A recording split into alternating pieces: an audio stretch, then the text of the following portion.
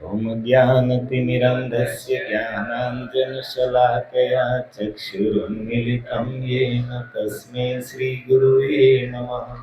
वन्देऽहं श्रीगुरु श्रीयुतपदकमलं श्रीगुरून् वैष्णवांश्च श्रीरूपं साग्रजातं सहगण रघुनाथान्वितं तं सजीवम् साद्वैतं सावधूतं परिजनसहितं कृष्णचैतन्यदेवं श्रीराधाकृष्णपादान् सहगणललिता श्रीविशाखान्विताश्च वाञ्छाकल्पतरुभ्यश्च कृपासिन्धुभ्य एव च पतितानां पावनेभ्यो वैष्णवेभ्यो नमो नमः। जय श्री कृष्ण चैतन्य प्रभु नित्यानंद श्री अद्वैत गदाधर श्रीवासादि गौर भक्तवृंद हरे कृष्णा कृष्णा कृष्णा हरे हरे हरे राम राम राम हरे हरे।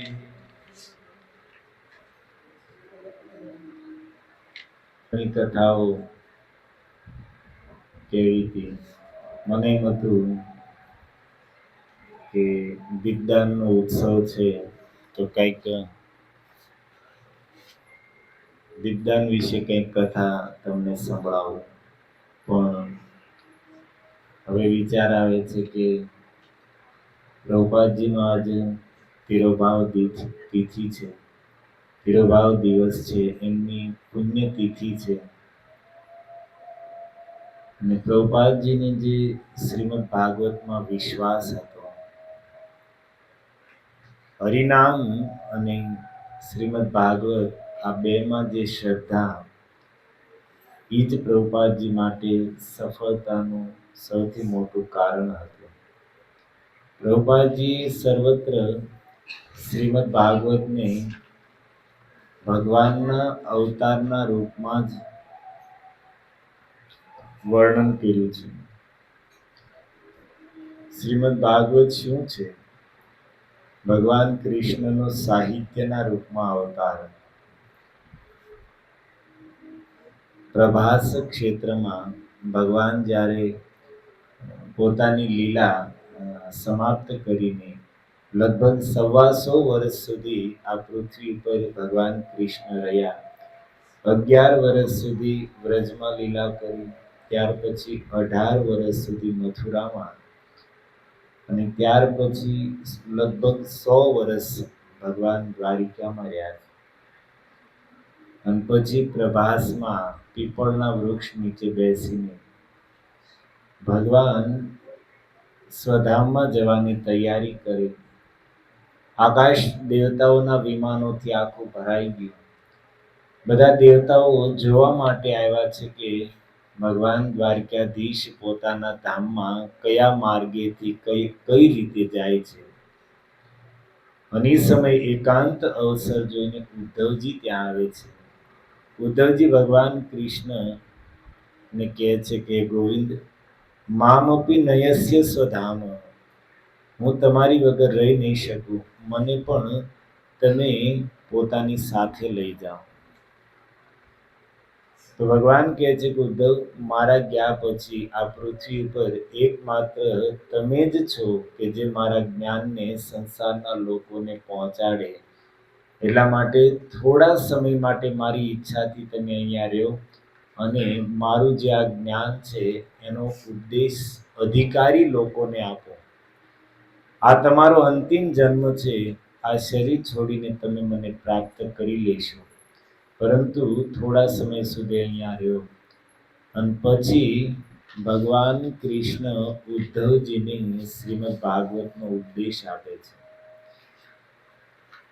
ત્યારબાદ ભગવાન તૈયારી કરે છે પોતાના ધામમાં જવા માટે. ઉદ્ધવજી પગ પકડીને કહે છે કે ગોવિંદ, તમે એ તો વિચાર કરો કે તમારી જતાની સાથે જ આ પૃથ્વી પર ઘોર કળિયુગનો પ્રારંભ થઈ જશે. અને કળિયુગમાં તમારા ભક્તો કોના આશ્રયમાં જશે? કળિયુગ એટલો ભયંકર હશે, એવામાં ધર્મની રક્ષા કોણ કરશે? ધર્મ કોની શરણમાં જશે? અને તમારા ભક્તોનું અવલંબન આધાર શું રહેશે? તો કમસે કમ બીજું કાંઈ નહીં તો તમારા ભક્તો ઉપર વિચાર કરીને પણ તમે અહીંયા રોકાઈ જાઓ. ઉદ્ધવજીની વાત સાંભળીને ભગવાન કૃષ્ણે બહુ ઊંડો વિચાર કર્યો અને પછી પોતાના ભક્તોને આધાર માટે, અવલંબન માટે ઉદ્ધવજીના જોતજોતામાં સ્વકીય યત ભવેત તેજ તશ્ચ ભાગવતે દધાત વિભુ. ઉદ્ધવજીની જોતા જોતામાં જ ભગવાન પોતાના સંપૂર્ણ તેજ સાથે શ્રીમદ ભાગવતમાં પ્રવિષ્ટ થઈ ગયા. સ્વકીય યદ ભવેત તેજ, પોતાનું જેટલું તેજ હતું, જેટલી શક્તિ હતી, બધાની સાથે શ્રીમદ ભાગવતે દધાત વિભુ, ભગવાન શ્રીમદ ભાગવતની અંદર પ્રવિષ્ટ થઈ ગયા. અર્થાત ભગવાન કૃષ્ણ પોતાની લીલા પૂરી કરીને કાંઈ ગયા નથી. શ્રીમદ ભાગવતના રૂપમાં ભગવાન પ્રગટ છે. આપણે ખાલી સાંભળીએ છીએ અને પ્રભુપાદજીએ આ જીવનમાં ઉતાર્યું. એની માટે ભાગવત કોઈ ગ્રંથ નહોતો. આપણી માટે શ્રીમદ ભાગવત એક ગ્રંથ છે, પણ પ્રભુપાદજી માટે શ્રીમદ ભાગવત છે કૃષ્ણ હતા.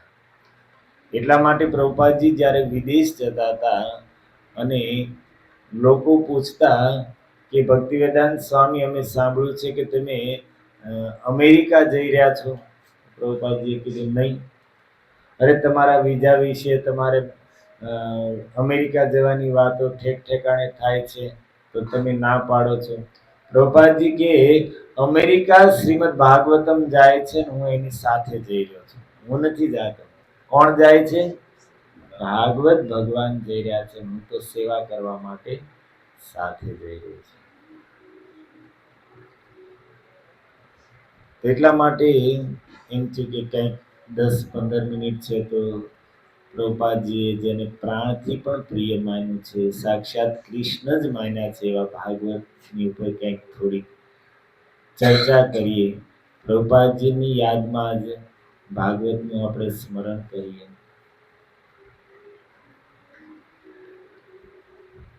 પરીક્ષિત મહારાજ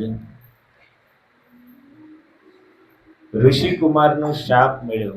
આજથી 7મા દિવસે તક્ષકના કરડવાથી રાજન તમારું મૃત્યુ થશે. સાંભળીને પરીક્ષિતજી બધું જ છોડીને આમરણ અનશન વ્રત લઈને, અર્થાત જ્યાં સુધી હવે જીવન છે ત્યાં સુધી ભોજન પણ નહીં કરું અને એક ટીપું પાણી પણ નહીં પીવું, આવો સંકલ્પ કરીને ગંગાજીના તટ પર આવી ગયા. અનેક ઋષિ મુનિઓ ત્યાં પરીક્ષિતજીની સભામાં બેઠા છે અને ઋષિઓની સભામાં પરીક્ષિતજી પ્રશ્ન પૂછે અને બધાએ પોતપોતાની મતિ અનુસાર અલગ અલગ જવાબ આપ્યા છે. મુંડે મુંડે મતિ ભિન્ન, કોઈ નિર્ણય ન થઈ શક્યો. અને ત્યારે સુખદેવજી એ સભામાં પધાર્યા છે.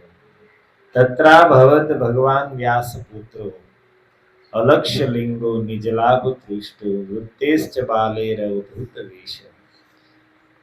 બિલકુલ દિશાઓને જ જેણે વસ્ત્રના રૂપમાં ધારણ કરી છે, અર્થાત નગ્ન શરીર છે, અત્યંત તેજસ્વી છે. અને સુખદેવજી સભામાં પધાર્યા તો એ સમયે સુખદેવજીના પિતા ભગવાન વેદવ્યાસજી ત્યાં બેઠા છે, ઊભા થઈ ગયા. એમના દાદા વશિષ્ઠ મુનિ સભામાં બેઠા છે, ઊભા થઈ ગયા. સુખદેવજી તો 16 વર્ષની ઉંમરના છે, પણ સામે લાખો વર્ષની આયુષ્યના અત્યંત મહાન મહાન ઋષિઓ બેઠા છે. સુખદેવજીના તેજથી એટલા પ્રભાવિત થઈ ગયા કે બધા ઊભા થઈ ગયા. સુખદેવજી માટે એટલા માટે જ કીધું છે નંદ નંદન રૂપસ્તુ શ્રી શુકો ભગવાન ઋષિ.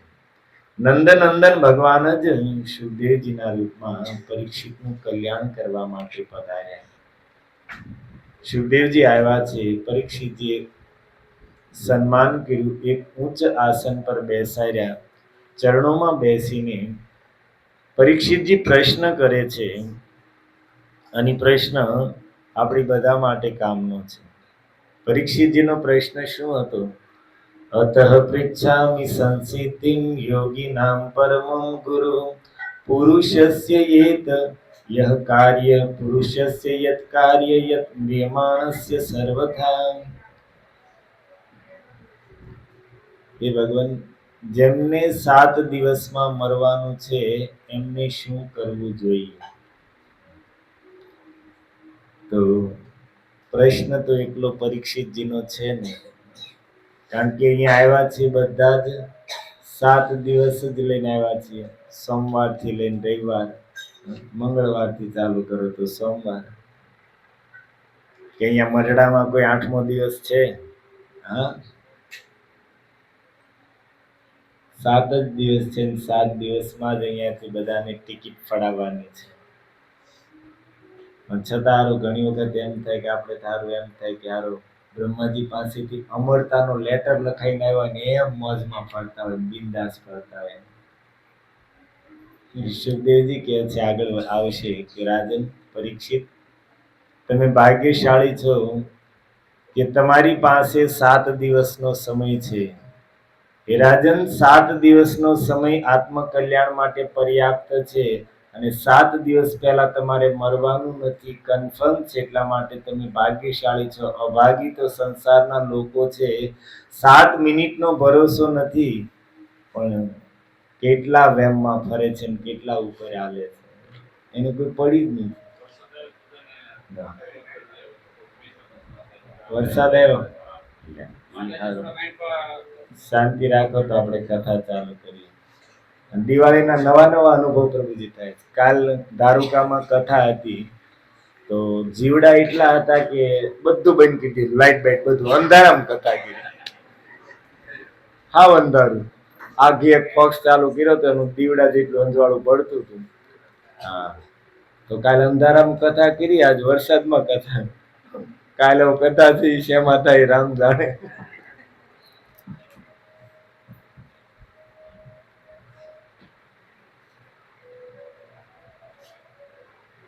પરીક્ષિતજી કહે છે કે હે ભગવાન, 7 દિવસમાં જેને મરવાનું છે એને શું કરવું જોઈએ?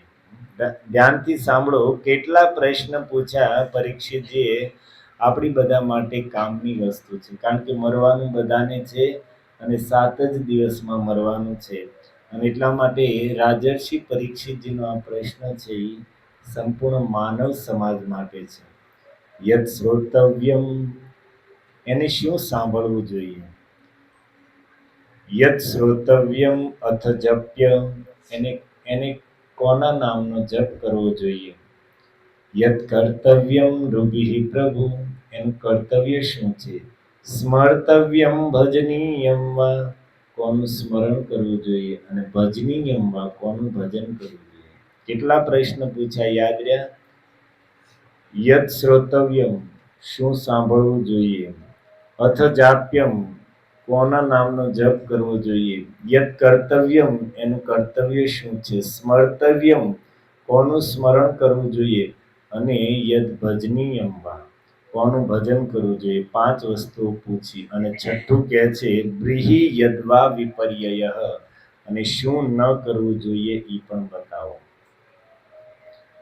શું કરવું જોઈએ એ પણ બતાવો અને શું ન કરવું જોઈએ એ પણ બતાવો, કારણ કે આપણા શાસ્ત્ર છે વિધિ નિષેધાત્મક છે.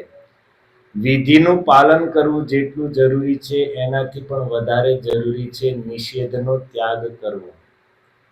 જે ક્રિયા કરવાનું કીધું છે એ કરવી જેટલી મહત્વપૂર્ણ છે એટલું જ મહત્વપૂર્ણ છે જે કરવાનું ના પાડ્યું છે એને છોડવું.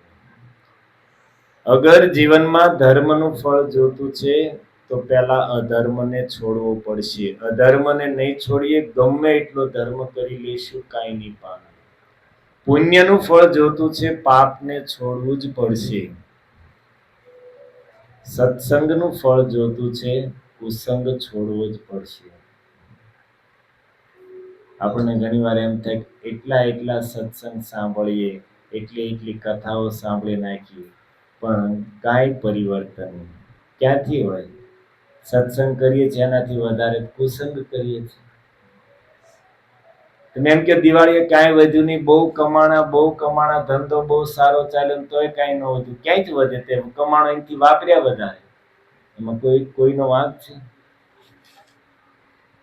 અરે ભાઈ, કમાણા કંઈક બચત કરી તો દિવાળીએ 2 પૈસા વધે, બાકી કરોડો કમાવા વાળાને દિવાળીએ નુકસાન આવે છે. કારણ કે કમાણા કરોડો ને એનાથી વધારે ઉડાડી ગયા, મોજ મનોરંજન ને ગાડીઓ ફાર્મમાં વાપરી ગયા.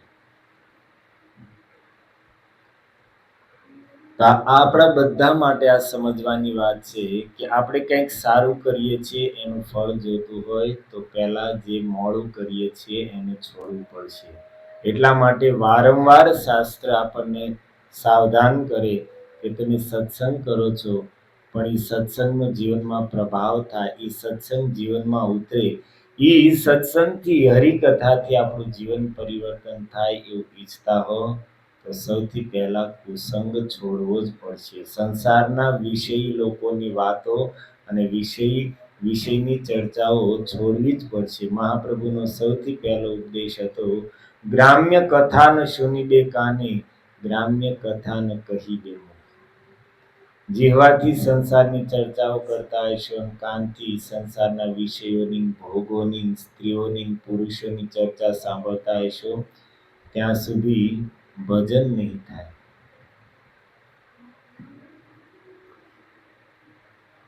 કરવું જેટલું મહત્વપૂર્ણ છે એટલું જ નિષેધ છોડવો મહત્વપૂર્ણ છે. પ્રભુપાદજીએ ઇસ્કોન સંસ્થા બનાવી તો એમાં નિયમ બનાવ્યો પહેલા કે જેને મારી સંસ્થામાં રહેવું હોય એને 16 માળા નિયમિત રીતે મહામંત્રની જપ કરવો પડશે અને ભગવાનને ભોગ લગાવીને ભોજન કરવાનું. અમુક વિધિઓ બતાવી પ્રભુપાદજીએ, પવિત્ર જીવન જીવવાનું. અને નિષેધ શું બતાવ્યું? 4 નિયમો. માંસાહાર છોડવો પડશે, વ્યસન છોડવા પડશે, પરસ્ત્રી સંગ છોડવો પડશે અને વ્યસન છોડવું પડશે. કારણ કે આ 4 જે પાપ છે એને શ્રીમદ ભાગવતમાં કળિયુગને વાસ આપવામાં આવ્યો છે. દ્યુતમ પાનમ સ્ત્રીય સુના યત્ર ધર્મસ ચતુર્વિધ. આ 4 અધર્મના સ્થાન છે. દ્યુતમ અર્થાત જુગાર, પાનમ અર્થાત વ્યસન, સ્ત્રીય અર્થાત વ્યભિચાર અને સુના અર્થાત માંસાહાર. આ 4 અધર્મના સ્થાન છે, એટલા માટે કલિયુગને એમાં વાસ આપ્યો છે. તો પ્રભુપાદજીએ નિયમ બનાવ્યો કે આ 4 કાર્યોને છોડવા જ પડશે જો મારી સંસ્થામાં રહીને ભજન કરવું હોય. એટલા માટે અહીંયા પરીક્ષિતજી બંને પૂછી રહ્યા છે કે ભગવાન શું કરવાનું એ પણ બતાવો અને શું નહીં કરવાનું એ પણ બતાવો. અને એટલા માટે આપણી માટે પણ જરૂરી છે કે જેટલું આપણે જાણીએ શું કરવું જરૂરી છે એટલું જ જાણવું જરૂરી રહ્યું કે શું ન કરવું જોઈએ. ભગવાનના નામનો એટલો મહિમા આપણે સાંભળીએ છીએ પ્રભુપાદજીની કૃપાથી, મહાપ્રભુની કૃપાથી. તો એમાં પણ નિયમ છે કે નામ લ્યો છો એનું ફળ જોતું હોય તો પહેલા જે એના અપરાધ છે એને છોડવા પડશે. 10 અપરાધ છોડવા પડશે, ત્યારે નામનું ફળ મળશે.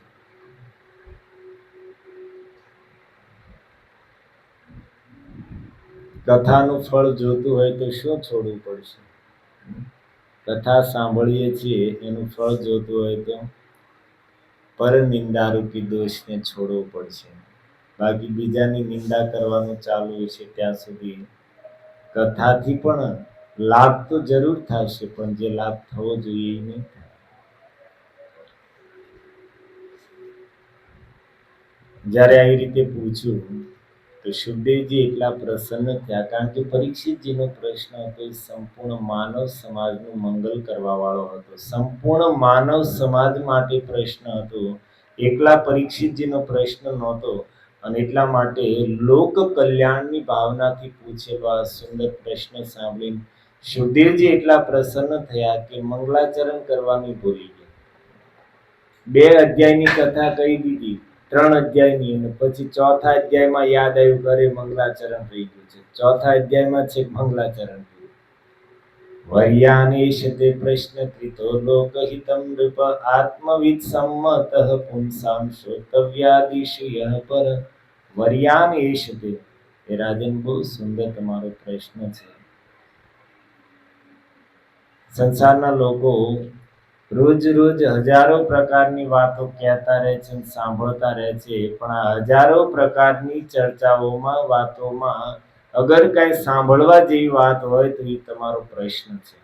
આત્મજ્ઞાનીઓ આવા જ પ્રશ્નની પ્રશંસા કરે છે.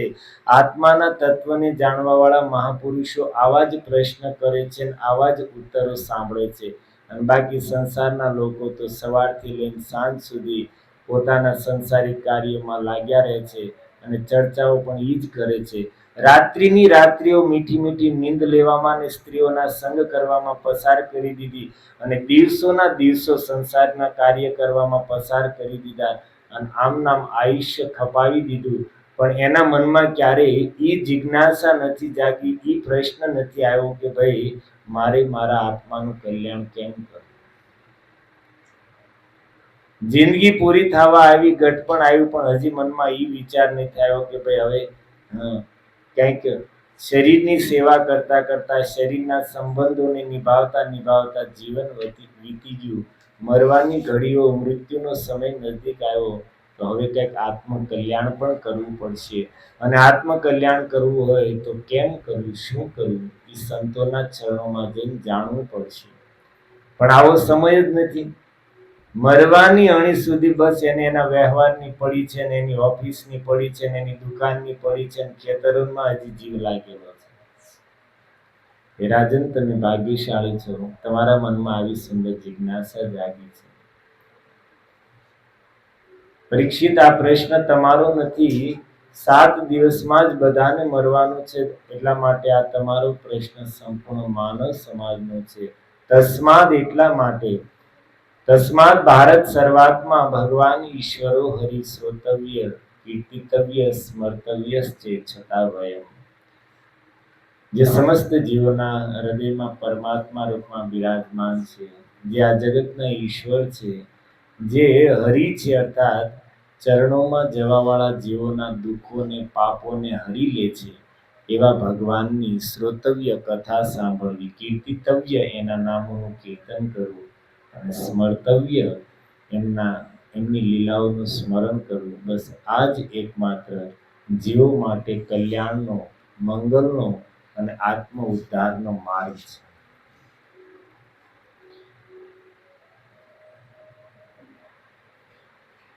સુખદેવજી કહે છે કે રાજન, એક સમય આ વિશ્વ બ્રહ્માંડના મોટા મોટા યોગીઓની સભા ભરાણી. અંતિમ વાત તમને કહું છું, ધ્યાનથી સાંભળો. કેટલા વાગી ગયા? 10:12. 10:07. હા, કુલ્લી તો પાકો. સેકન્ડ કેટલી થઈ ઉપર?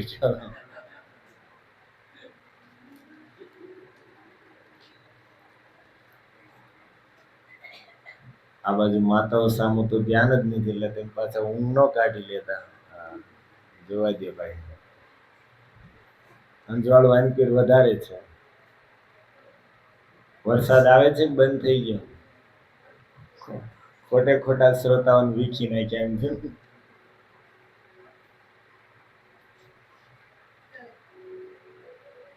ગમે ત્યાં વરસાદ આવે, પણ અત્યારે 2 દિવસ રતનપરમાં ન આવવું પડે. નહીં તો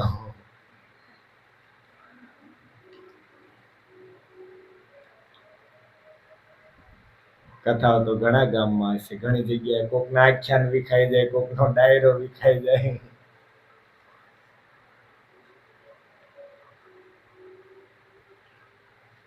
સુખદેવજી કહે છે કે રાજન, વિશ્વ બ્રહ્માંડના સમસ્ત યોગીઓ એકત્ર થયા અને સભાની અંદર ચર્ચા ચાલતી હતી. મહાપુરુષો ભેગા થયા હોય, સંતોનું સંમેલન હોય, તો ત્યાં પછી કોઈ આપણી જેવી ક્યાં ગઈ હતી, ક્યાં ગયા હતા, ને ઓલાએ શું કર્યું, ને ઓલા ક્યાં ગયા હતા, સંસારી ચર્ચાઓ ન થાય.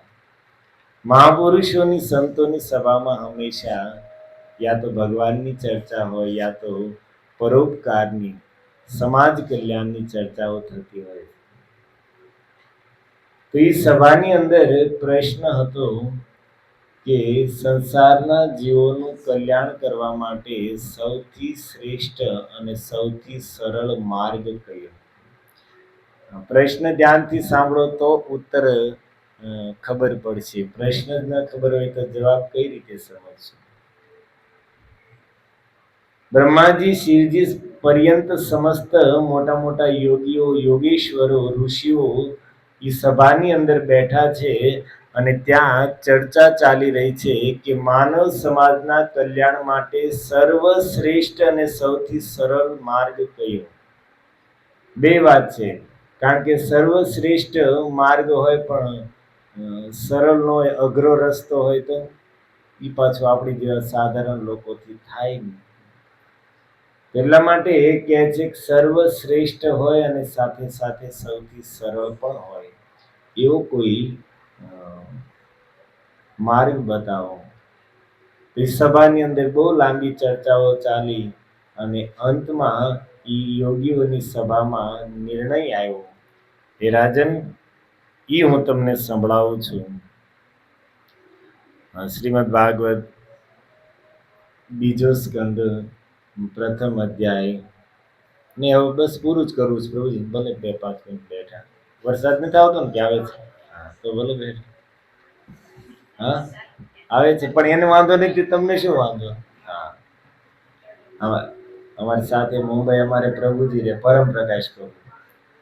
વરસાદ આપણે ત્યાં તો મુંબઈમાં એવરેજ દર વર્ષે 150 ઇંચ વરસાદ આવે. આ વર્ષે તો વધારે આવ્યો. કેટલો આવ્યો? હું થોડો જળસી એમાં છું. કઈક હાલતા વરસાદ આવે તો ઘણી વાર રસ્તામાં કઈક જાતો હોય ને વરસાદ આવે ને તો આપણે દોડીને કઈક આડાવડા થવા માંડીએ ને ઓછ ગોતવા માંડીએ ને તો હું ક્યાં દોડો કે થોડા ઓગળી જવાના છો.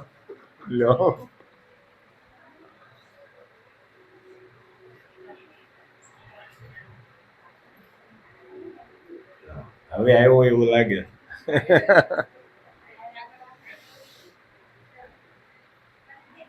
બસ 2-5 મિનિટ આપણે હવે મસ્ત થાય તે મોડું થઈ ગયું છે તો પૂરું કરીએ.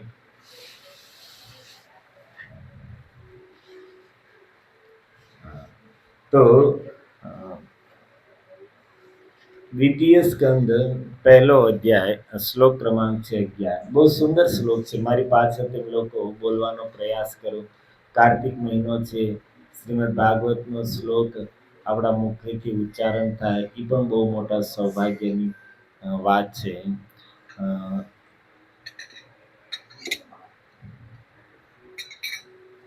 કાર્તિક માસમાં આ કયો મહિનો ચાલે છે? કાર્તિક જ ચાલે છે ને? અચ્છા, અહીંયા શ્લોક લખેલો છે. પહેલા હું તમને જ સંભળાવવાનો હતો, પણ પછી મેં કીધું પ્રભુપાદજીનું સ્મરણ થતા ભાગવતમાં આપણે વહી ગયા. સ્કંદ પુરાણમાં કાર્તિક માસના મહાત્મ્યની વિશે લખ્યું છે. એનો શ્લોક પહેલા તમને સંભળાવું. યહ પઠેત પ્રયતો નિત્યમ શ્લોકમ ભાગવતમ મુનિ. બ્રહ્માજી નારદજીને કહી રહ્યા છે કે હે મુનિ, યહ પઠેત પ્રયતઃ નિત્યમ શ્લોકમ ભાગવતમ, જે નિત્ય શ્રીમદ ભાગવતના એક શ્લોકનું ઉચ્ચારણ કરે છે તો અષ્ટાદશ પુરાણાનામ કાર્તિકે ફલમ આપનુયાત. કાર્તિક માસમાં જે નિત્ય ભાગવતના એક પણ શ્લોકનું ઉચ્ચારણ કરે છે તો કે છે અષ્ટાદશ પુરાણાનામ કાર્તિકે ફલમ આપનુયાત.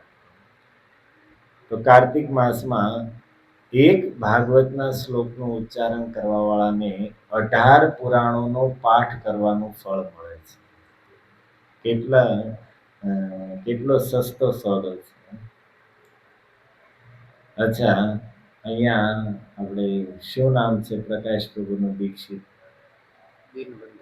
દિનબંધુ પ્રભુ, દિનેશ પ્રભુ, દિનમણી પ્રભુ. દિનમણી પ્રભુ જેવા ભાગ્યશાળી હોય, જેવી રીતે જે આવી રીતે સત્સંગનું આયોજન કરીને અસંખ્ય લોકોને ભગવાનની કથા સાંભળવાનો અવસર આપે, કીર્તનનો અવસર આપે, તો કાર્તિક માસમાં કોઈ આવી રીતે કથા કીર્તનનું આયોજન કરે છે તો એની માટે પણ સુંદર વાત કરે છે. સાંભળો ધ્યાનથી. શ્રેયસા લોભ બુદ્ધયા વા યહ કરોતિ હરે કથા. યહ જો હરે કથામ કરોતિ, હરિકથાનું આયોજન કરે છે, શ્રેયસામ પોતાનું કલ્યાણ કરવા માટે, વા લોભ બુદ્ધયા અથવા તો લોભથી, અર્થાત કંઈક પ્રતિષ્ઠાની કામનાથી, કંઈક પૈસાની કામનાથી, કંઈક સંસારની કામનાથી પણ કોઈ કથાનું આયોજન કરે, કોઈ પણ રીતે, યા તો આત્મકલ્યાણની ભાવનાથી અથવા તો લોભથી, તો એમની વિશે લખ્યું છે કે કાર્તિકે મુનિ શાર્દુલ કુલાનામ તારયેત સતમ. કાર્તિક મહિનામાં કોઈ વ્યક્તિ લોભથી કે કલ્યાણની ભાવનાથી કોઈ પણ રીતે હરિકથાનું આયોજન કરે છે તો તારયેત શતમ કુલાનામ, એ પોતાના 100 કુળોને તારી દે છે. 7 દિવસની કથાનું આયોજન કરે કે 3 દિવસનું કરે કે 1 દિવસ કરે, પણ કાર્તિક માસમાં આવી રીતે હરિકથાનું કોઈ આયોજન કરે છે તો એ પોતાના 100 કુળોનું મંગલ કરી દે છે. અચ્છા, આ તો આયોજન કરવા વાળા માટે થયું. હવે તમારી જેવા કોઈ પ્રેમી લોકો કથા સાંભળે છે એની માટે શું, એ પણ સાંભળી લે. કાર્તિકે મુનિ શાર્દુલ, શાર્દુલનો અર્થ થાય સિંહ, એ મુનિ સિંહ અર્થાત મુનિઓમાં શ્રેષ્ઠ નારદજી. યહ શૃણોતિ હરે કથા કાર્તિકે, કાર્તિક માસમાં જે ભગવાન શ્રી હરિની કથા સાંભળે છે તો જન્મ કોટી શતાની દુર્ગાણી નિસ્તરતી સહ. જન્મ કોટી શત દુર્ગાણી, કરોડો કરોડો જન્મમાં એને જે દુર્ગતિ ભોગવવાની છે એ બધી જ દુર્ગતિમાંથી એ વગર પ્રયાસે મુક્ત થઈ જશે જે કાર્તિક માસમાં ભગવાન હરિની કથા સાંભળે છે. જન્મ કોટી શતાની દુર્ગાણી સ નિસ્તરતી યહ શૃણોતિ કાર્તિકે હરિ કથા. ક્યાં ક્યાં કરોડો જન્મ લઈને આપણે જે કર્મ ભોગવવાના છે બધા જ કર્મ એ કાર્તિક માસમાં ભગવાનની કથા નિયમપૂર્વક સાંભળશું તો એટલા માત્રથી એ બધી જ દુર્ગતિઓ સમાપ્ત થઈ જશે. તો આવું તો બહુ મેં અમુક પુરાણોના શ્લોકો લખેલા છે કાર્તિક માસના મહાત્મ્યના. હવે સાથે સાથે તમને એક દીપદાનનો એક શ્લોક ખાલી સંભળાવી દો. આપણે જે દીપદાન કર્યું ને ભગવાનને, દીપદાન અર્થાત ઠાકોરજીને દીપ અર્પણ કરો. આમ તો 365 દિવસ ભગવાનને દીપ અર્પણ દીવો કરવો જોઈએ, ભગવાનને પ્રિય છે, પણ કાર્તિક માસમાં તો ભગવાનને કોઈ દીપ અર્પણ કરે બહુ અતિ પ્રિય છે. અને સ્કંદ પુરાણમાં એની વિશે બહુ ભારી મહિમા લખી છે કે કાર્તિક માસમાં ભગવાનને કોઈ દીપ અર્પણ કરે તો એની શું પ્રાપ્ત થાય છે, એનું ફળ શું છે. તો શ્લોકો તો મેં જો એટલા બધા લખ્યા છે, પણ એમાંથી એક તમને સંભળાવું છું, જેમાં લખ્યું છે રવિ ગ્રહે કુરુક્ષેત્રે. રવિ ગ્રહે અર્થાત સૂર્યગ્રહણના સમયે કુરુક્ષેત્ર, સૂર્યગ્રહણના સમયે કુરુક્ષેત્રમાં દાન પુણ્ય કરવાનો બહુ મહિમા છે. શ્રીમદ ભાગવતમાં કથા તમે સાંભળી છે કે ગ્રહણના સમયે ભગવાન કૃષ્ણ પોતાના સંપૂર્ણ દ્વારિકાના સમાજને લઈને કુરુક્ષેત્રમાં ગયા અને ત્યારે ત્યાં જઈને ગ્રહણ જ્યારે પ્રારંભ થયું ત્યારે બધા જ યાદવોએ પુષ્કળ પ્રમાણમાં દાન પુણ્ય કર્યા. કારણ કે કુરુક્ષેત્રમાં જઈને ગ્રહણના સમયે કોઈ દાન પુણ્ય કરે છે તો એનું અક્ષય ફળ પ્રાપ્ત થાય છે. ગમે ત્યાં ગ્રહણના સમયે ગમે ત્યાં સત્કર્મ કરવામાં આવે તો એનું બહુ વિશેષ ફળ પ્રાપ્ત થાય છે, પણ કુરુક્ષેત્રમાં જઈને કરવામાં આવે તો એની કોઈ ગણના ન થઈ શકે એવું ફળ પ્રાપ્ત થાય છે. એટલા માટે સ્વયં ભગવાન કૃષ્ણ પોતાના દ્વારકાવાસી યાદવોને કુરુક્ષેત્રમાં લઈને ગયા ગ્રહણના સમયે અને બધા યાદવોએ બહુ દાન પુણ્ય કર્યું. રવિ ગ્રહે કુરુક્ષેત્રે નર્મદાયામ શશી ગ્રહે. સૂર્યગ્રહણના સમયે કુરુક્ષેત્રમાં દાન પુણ્ય ઇત્યાદિનો જેટલો મહિમા છે એટલો જ મહિમા ચંદ્રગ્રહણના સમયે નર્મદાના તટ ઉપર દાન પુણ્ય ઇત્યાદિ સત્કર્મનો છે. તો કહે છે કે રવિ ગ્રહે કુરુક્ષેત્રે નર્મદાયામ શશી ગ્રહે, સૂર્યગ્રહણના સમયે કુરુક્ષેત્રમાં અને ચંદ્રગ્રહણના સમયે નર્મદાના તટ પર દાન પુણ્ય ઇત્યાદિ સત્કર્મ કરવાથી જે ફળની પ્રાપ્તિ થાય છે તત ફલમ કોટિ ગુણિતમ દીપદાનેન કાર્તિકે. ઈ ફળ કરોડો ગણું થઈને પ્રાપ્ત થઈ જાય છે મનુષ્યને માત્ર કાર્તિક માસમાં ભગવાન દામોદરને દીપ અર્પણ કરવાથી. આ તો કેટલા કેટલા શ્લોકો છે, પણ હવે નહીં કહ્યું, નહીં તો પછી સમય બંધ કરી દો હવે. નહીં તો 11 વાગશે. આ કુલદીપ પ્રભુ આ લઈ લો મારી પાસેથી. આપણે ભાગવતનો શ્લોક આપણને, અચ્છા શું આપણે ભાગવતનો કયો શ્લોક તમને કહેવાનો હતો એ તમને યાદ રહી? યોગીઓની સભામાં શું ચર્ચા ચાલતી હતી? મોટા મોટા યોગીઓની સભામાં કે માનવ સમાજના કલ્યાણ માટે સૌથી શ્રેષ્ઠ અને સૌથી સરળ ઉપાય કયો? તો ઈ જવાબ યોગીઓની સભામાં શું નિર્ણય આવ્યો ઈ જવાબ શુકદેવજી પરીક્ષિતજીને સંભળાવી રહ્યા છે. અને શ્લોક તમે લોકો મારી પાછળ શ્રીમદ ભાગવતનો ઉચ્ચારણ કરો. ઈ વાતમાંથી આપણે વૈયા ગયા હતા ઓલી બાજુ. એતન નિર્વિદ્યમાનાનામ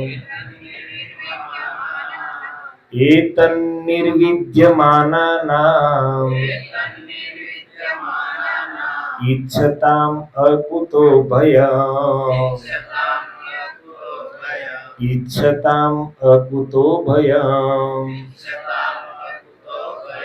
યોગીનામ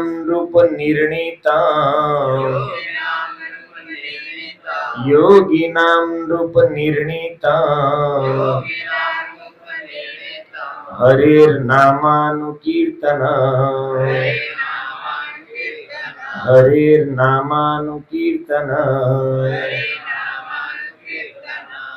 એતન નિર્વિદ્યમાનાનામ ઈચ્છતામ અકુતો ભયમ. એ રાજન, કોઈને નિર્વિદ્યમાનાનામ એટલે કોઈના મનમાં એમ હોય કે મારે સંસારથી છૂટવું છે, સંસારની આસક્તિથી મોહ માયાથી છૂટવું છે, આવો વિચાર હોય, અથવા તો ઈચ્છતામ સંસારભરની અનેક ઈચ્છાઓ એના મનમાં ભરેલી હોય, અનેક પ્રકારની કામનાઓ એના મનમાં હોય, અને અથવા તો અકુતો ભયમ જેને ભગવાનનું અભય પદ પ્રાપ્ત કરવું છે. અર્થાત કોઈ પણ મનમાં ઈચ્છા હોય, સંસારથી આસક્તિ છોડવાની, મમત્વ છોડવાની ઈચ્છા હોય, વૈરાગ્યવાન થવાની ઈચ્છા હોય, કે સંસારની બધી ઈચ્છાઓ પૂરી થાય એવો ભાવ હોય, અથવા તો અહીંયાથી મુક્ત થઈને ભગવાનના અભય ચરણોને પ્રાપ્ત કરવા છે આવી ઈચ્છા હોય, કોઈ પણ હોય, બધાની માટે સમાધાન એક જ છે, સોલ્યુશન એક જ છે. યોગીનામ નૃપ નિર્ણિતમ. એ રાજન, આ મારો નિર્ણય નથી. યોગીનામ, નૃપનો અર્થ થાય રાજા.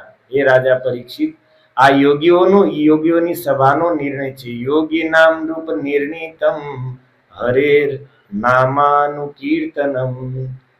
હરિનામ સંકીર્તન જ બધા માટે આત્મકલ્યાણનો સર્વશ્રેષ્ઠ અને સૌથી સરળ માર્ગ છે. અને આ માર્ગ આ કળિયુગમાં આપણને પ્રભુપાદજીએ દેખાય. આજ ગમે ત્યાં તમે જાશો, કીર્તન કરતા ભક્તો દેખાશે એટલે સમજી લેવું કે ઇસ્કોનના ભક્તો હશે.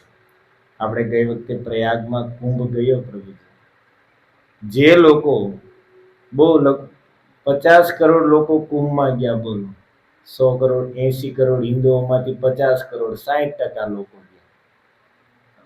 એટલા બધા ગયા એટલે આપણા બિલ્ડિંગોમાં મુંબઈમાં રહેવા વાળા, આડોશ પડોશ વાળા, સગા સંબંધીઓ બધા ગયા જ હોય. જે મળે ને એની પાસેથી શું વાત હોય ખબર?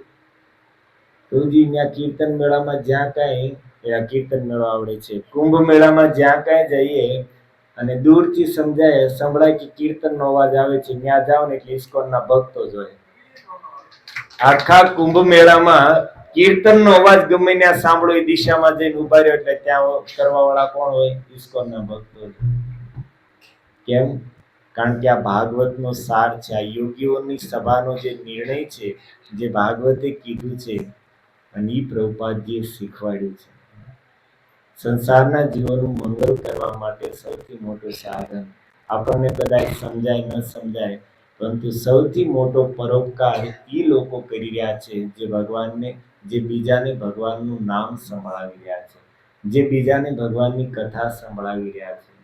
પશુ પક્ષી કીટ આદि બોલી તે ન પારે, સુની લે હરિ નામ સે સબ તરે.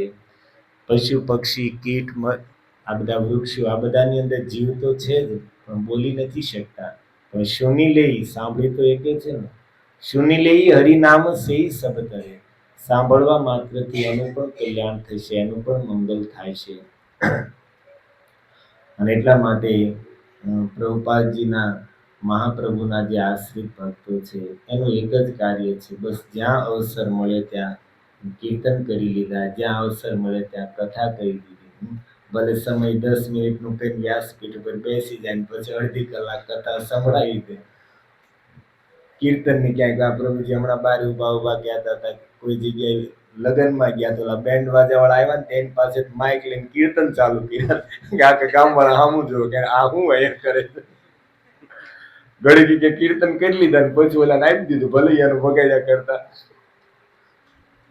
આવો ભાવ હોવો જોઈએ. જ્યાં જઈએ ત્યાં આપણે, અમને કોઈ લોકો પ્રસાદ માટે બોલાવે, કોઈ ઘરે પધરામણી માટે બોલાવે, તો જઈએ તો આપણી પાસે એમ આપણને એમ થાય કે આવ્યા છીએ તો કંઈક બે ભગવાનના નામ સંભળાવીએ. બીજાની જેમ પ્રસાદ લઈને નીકળી ગયા, ઘડીક બેસીને નીકળી ગયા નહીં. ગયા છે તો 5-10 મિનિટ ક્યાંક કીર્તન થાય, 5-10 મિનિટ ક્યાંક હરિકથા થાય, એનું પણ કલ્યાણ થાય. ઘણી વાર પ્રશ્ન થાય કે મોટા મોટા અન્ન ક્ષેત્ર ચાલે છે, માની લો હું જો કે કોઈ વ્યક્તિ ભૂખ્યો છે, બહુ સમજવા જેવી વાત છે કે કોઈ વ્યક્તિ ભૂખ્યો છે તો મારી અંદર દયા જાગી, કે કોઈની અંદર દયા જાગે અને ભૂખ્યા વ્યક્તિને ભોજન કરાવી દીધું, તો મને તો ભૂખ્યાને ભોજન કરાવવાનું ફળ મળી ગયું.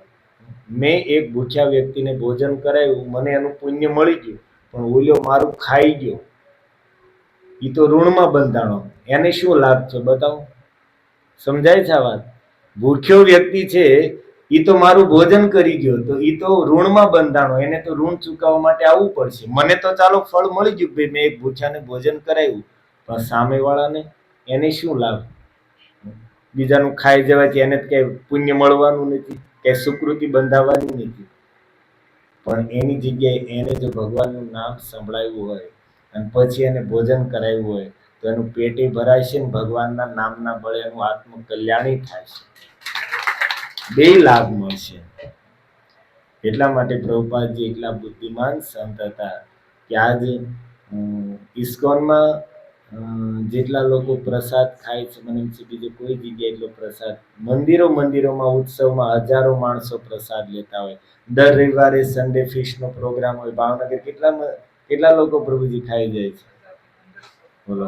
કથા સાંભળવામાં હોય 300-400, ખીચડી પ્રસાદમાં હોય 1200-1500 લોકો, તોય ના નહીં. બધા મંદિરોમાં આ જ સ્થિતિ છે.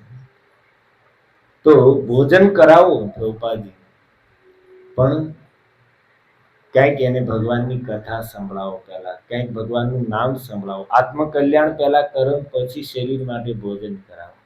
આવી સુંદર વ્યવસ્થા જેણે આપી. તો આજ પ્રભુપાદજીનો તિરોભાવ દિવસ છે, એમની પુણ્યતિથિ છે, તો એ નિમિત્તે આપણે કંઈક શ્રીમદ ભાગવતનું સ્મરણ કર્યું, પ્રભુપાદજીનું કંઈક સ્મરણ કર્યું. અને વિશેષ ન કહેતા અમારે શું નામ પ્રભુજીનું? દિનમણી પ્રભુ, જેમણે આપણને લોકોને આવો સુંદર દીપદાનનો અવસર આપ્યો, કથા કીર્તનનો અવસર આપ્યો. તો પ્રભુજી માટે અને એમના પરિવાર માટે ઠાકોરજીના ચરણોમાં મંગલ કામના કરતા એક વખત મહામંત્રનું ઉચ્ચારણ કરીએ. હરે કૃષ્ણ કૃષ્ણ કૃષ્ણ હરે હરે, હરે રામ જગતગુરુ શીલ પ્રભુપાદ કી